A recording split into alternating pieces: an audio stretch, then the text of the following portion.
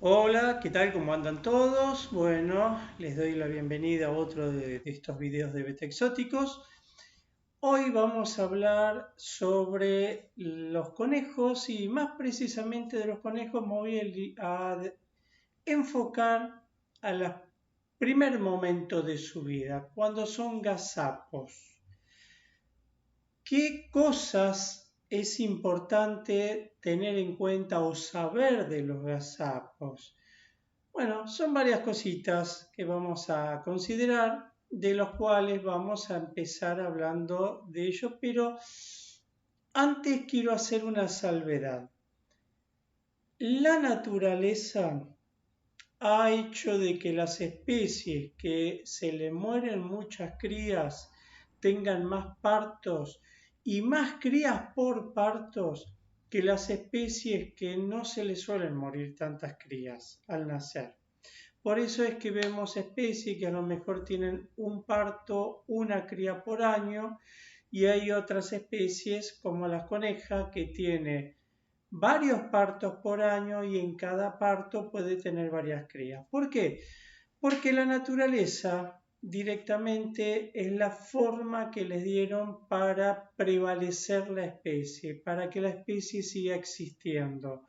Entonces, algo que tenemos que tener en cuenta en los gazapos es que poseen una alta mortalidad perinatal y hay veces que esto es muy difícil de controlar. Entonces, ese es el primer concepto que quería dejar en claro, de que por eso los conejos tienen muchos partos por año y muchas crías en cada parto, y por eso sorprende mucho cuando aparece un gazapo muerto, un conejito chiquitito, un conejito bebé muerto en forma súbita. La muerte perinatal es bastante elevada en esta especie. En primer lugar, algo que influye mucho en su muerte perinatal es la forma con que nacen. Los gazapos nacen, si ustedes lo ven, es como si fuera un estado fetal prácticamente. Nacen sin pelo, no tienen la forma definida del tipo de conejo que va a ser, los párpados totalmente cubiertos. Es un estado fetal prácticamente.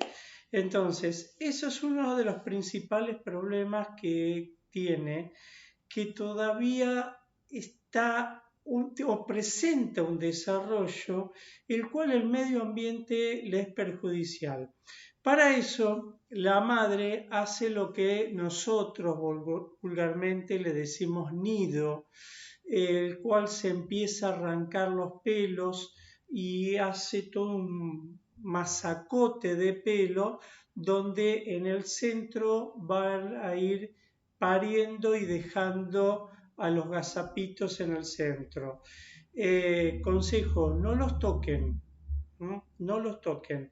Las madres a veces se dan cuenta cuando los tocan y prefieren abandonarlos porque siente que ya fueron expuestos o hay un proceso de canibalismo. No los toquen.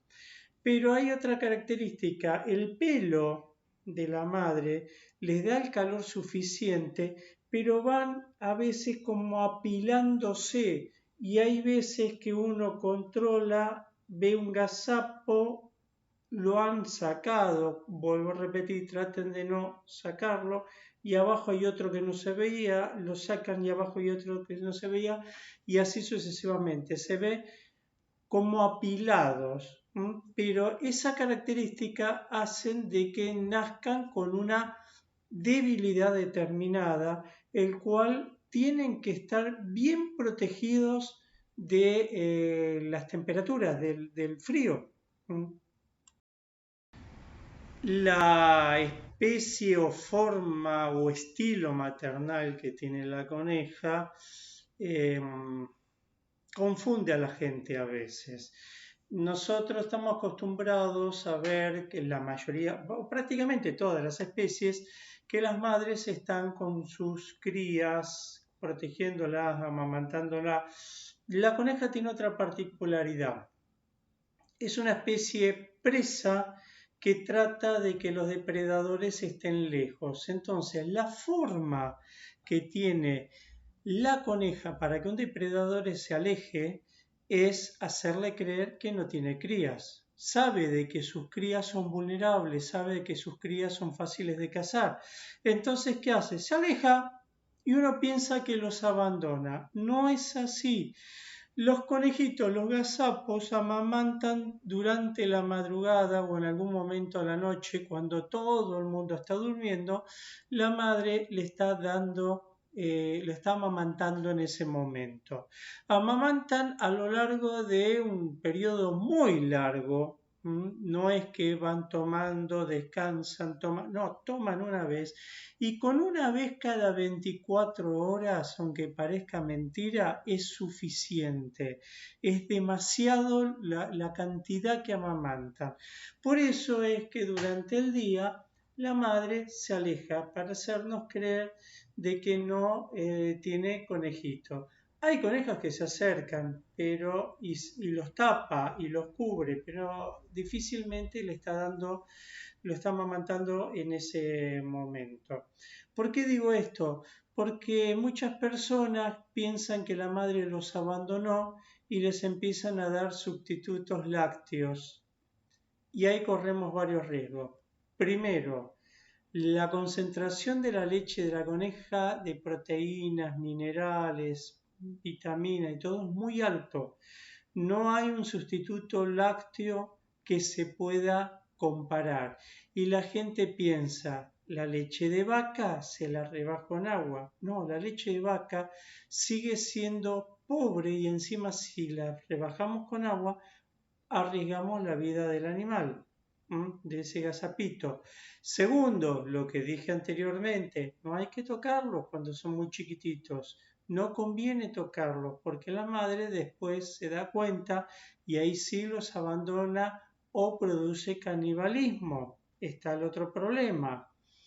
Tercero, le rompemos la rutina a la madre, el instinto ese de amamantar. Después, ¿qué pasa? El gazapo está lleno, no quiere comer en el horario que debería de comer y la madre empieza a sufrir problemas de infecciones en las mamas, de mastitis, como se le dice, porque los gazapitos no le extraen toda la leche. Entonces, ahí tenemos el riesgo de un mal manejo por parte nuestro que puede peligrar la vida de los gazapos y el tema del mal manejo nuestro que puede producir algún trastorno en la coneja. Distinto es cuando se muere la coneja y hay que alimentar a los gazapos. Ahí comuníquense con alguien que atienda conejos que les va a decir cómo fortificar a la leche o qué lactos sustitutos se pueden utilizar y a veces también modificándolos. Las personas se asombran lo rápido que crece en ese conejito, de ese estado fetal que tuvo la coneja, que parió la coneja que yo dije al principio, a ese conejito con su pelo, con sus orejitas, con su color que ya va a tener definido, pasa muy pocos días. Crece de una forma muy acelerada. Eso está a favor de la especie, por lo que yo dije antes, nace muy indefenso y enseguida la naturaleza trata de generar defensas. Así todos siguen siendo vulnerables y sigue habiendo un riesgo de muerte perinatal. Ahora bien, acá nos vamos a enfrentar con un error conceptual de cuando los gazapitos dejan de amamantar, salen de ese nido que hizo la coneja con el pelo y empieza a comer alimentos por su cuenta, empiezan a ingerir esos alimentos por su cuenta. ¿Por qué digo que hay un error conceptual? Y lo voy a comparar en este caso con una especie carnívora. Los carnívoros están amamantando al principio igual que les daba de amamantar la coneja, y cuando los carnívoros empiezan a ir dejando de amamantar, las madres le tienen que empezar a enseñar a cazar, a buscarse su propia presa, pero no va a ir de amamantar a la presa máxima, la va a ir haciendo pasar por etapas intermedias, primero una clase de alimentos o una clase de especies pequeñas y luego a otras clases de especies más desarrolladas. Entonces esto hace de que vaya teniendo una transición alimenticia. En el caso de los herbívoros no ocurre en esto. Directamente dejaron de amamantar y ya va a comer lo mismo que come el adulto.